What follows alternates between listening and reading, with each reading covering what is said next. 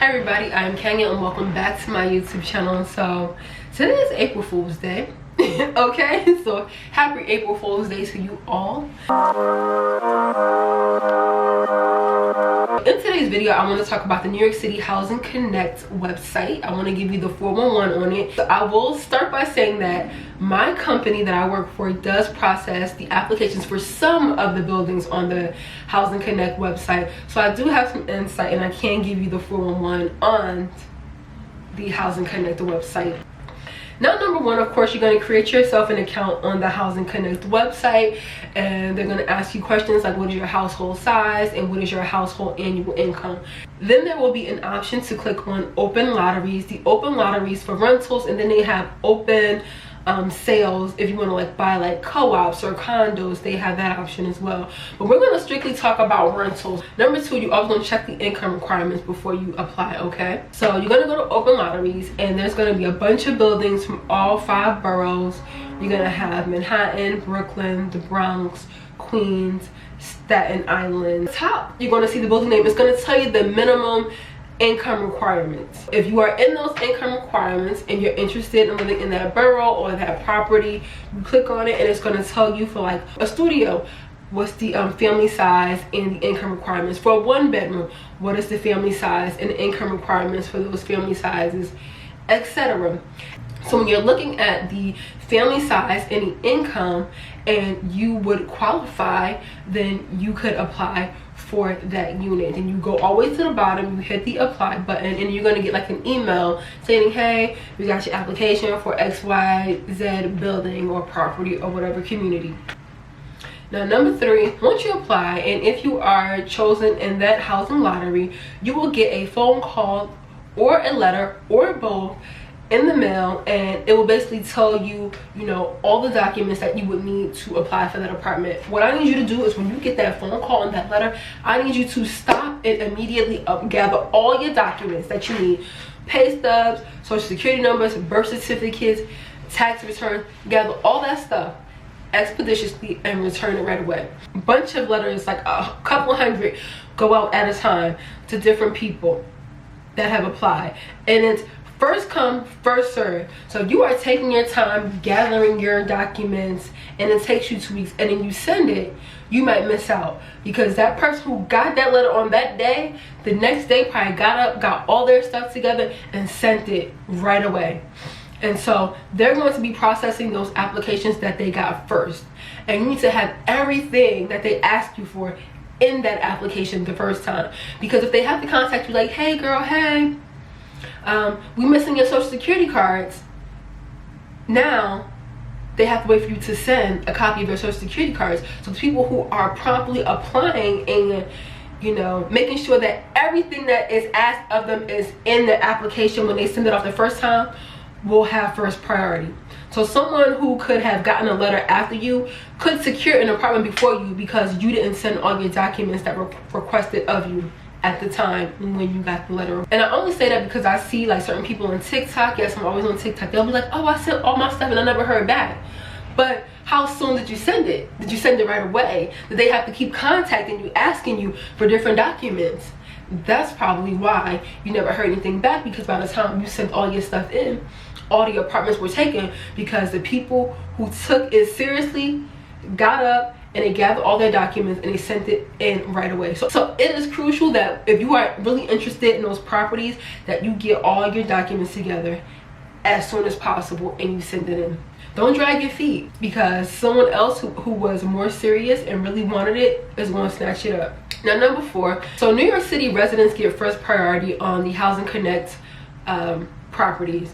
So if you live out of state somewhere in Louisiana and you apply, you're going to automatically be knocked down to the bottom of the list, and the New York City residents will have priority. And I've seen it where some people have New York City addresses that they use for the Housing Connect website, and they might get in. But if you are living somewhere out of state and you are applying with an out of state address, I'm telling you right now, I live in New Jersey. I live very close to Manhattan, and my application always gets knocked to the bottom of the list because I'm not in any of the 5 boroughs. So New York City residents get first priority government employees get first priority that live in New York City, and like city of New York City get first priority on both units. So number 5, what you would need to know is that borough residents get first priority on the units as well, but that is supposed to change soon. And what I mean by borough residents get first priority is that if I live in Manhattan and I'm applying for a property in Manhattan, the people that live in Manhattan will get first priority on the properties that are already in Manhattan. But that's becoming a big issue because maybe you're applying for an apartment in Manhattan because you work in Manhattan, or you may need to apply for an apartment in Brooklyn because you work in Brooklyn, or your kids go to school in Brooklyn but you currently live in the Bronx. And so they're trying to change that, and they're also saying that it could be a form of discrimination because you're trying to keep the residents that already live in the neighborhood in that neighborhood, you know what I'm saying? And anybody else on the outside, they can't get in, they can't even sit with you, you know. And so they're trying to change that. A lot of the properties in like Manhattan, we have some in Hudson Yards on the Upper West Side, we have that are really luxurious and beautiful and nice apartments. But you living in the Bronx, you're trying to apply in Manhattan, you're not going to have first priority, even though you are a New York City resident, because the people who live in that borough have first priority. But like I said, that is supposed to change soon. When or how soon, I don't know, but I will let you know when I do find out. And lastly, number 6, if you do get into a Housing Connect apartment, you are successful, you apply, you get your keys, every single year you will have to reapply. You're going to have to send over all your pay stubs and your tax returns, all that stuff all over again, okay? And I also want to say, as someone who works in the compliance department, do not try to get over it. My job is to make sure that all the applications are in compliance. And I know some people like to say, well, y'all act like that's your money and it's coming out of your pockets. Why are you concerned if we are doctoring our documents or whatever? The thing about it is that those buildings that are on the Housing Connect website are tax credit properties, which means that the developer, the investor, between 15 and 30 years, they can get a tax break on their properties, which is a lot of money. And if your apartment is out of compliance, that developer does not get the tax break. And when my company is processing those applications, it comes through my department, which is compliance, and we check over it. Not only do we check over it, we have other auditors. The banks that finance these properties, they have auditors. Investors who own these properties, they have their own auditors. There are New York City agencies that also have auditors. They have to make sure that all the paperwork is correct and that all the people who are living in these units are within a certain tax bracket. And the whole point of that is so that the developer can get back the tax breaks on this unit.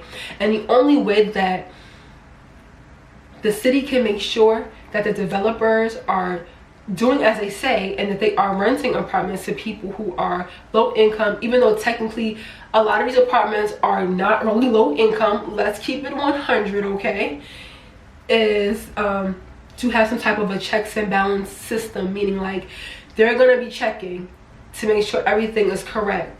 And say for instance, even if my company, the compliance department, does not catch that something is off with someone's documents, when those documents get to the bank's auditors or the city of New York HDC agency auditors or HRA, somebody's gonna catch it, okay? And so it's better that we catch it versus somebody else outside of our agency catch it, because we were supposed to catch it. That's what we get paid for, you get what I'm saying?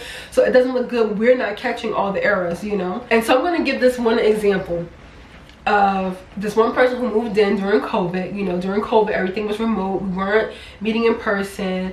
And so a couple of people got in due to the fact that things were a little laxed. And then soon got caught that, wait, your income was way over the limit.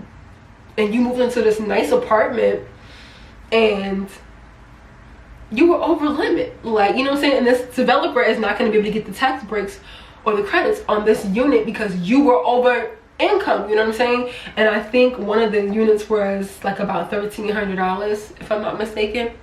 And if that landlord was petty, he could sue that tenant for all the back rent for that year that he lost out on, because he could have charged market rate for that apartment. So a lot of the buildings in Manhattan are like mixed income buildings, meaning like some buildings have market rate units and then a certain amount, like 20%, are set aside for affordable housing.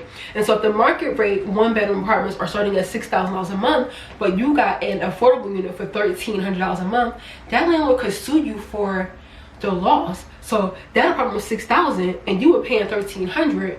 What's $6,000 minus $1,300? Is that $4,700 loss each month? He could sue you 47 times 12 for that amount of money that he lost out on because he's not getting those tax breaks. So don't do that, okay? Do not do that.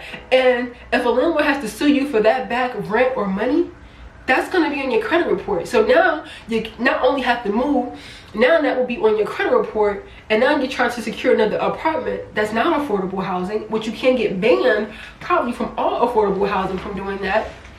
And now that's on your record, so now you really ain't gonna be able to get another apartment. So don't do that, okay? So that's just my 411 on the Housing Connect website if you plan to apply. If you have made it this far into my video, I hope that this video was helpful. If you have any questions, leave it in the comment section. And with that being said, I would like to thank you guys for coming to kick it with me today, and I'll see you guys in my next YouTube video. Toodles.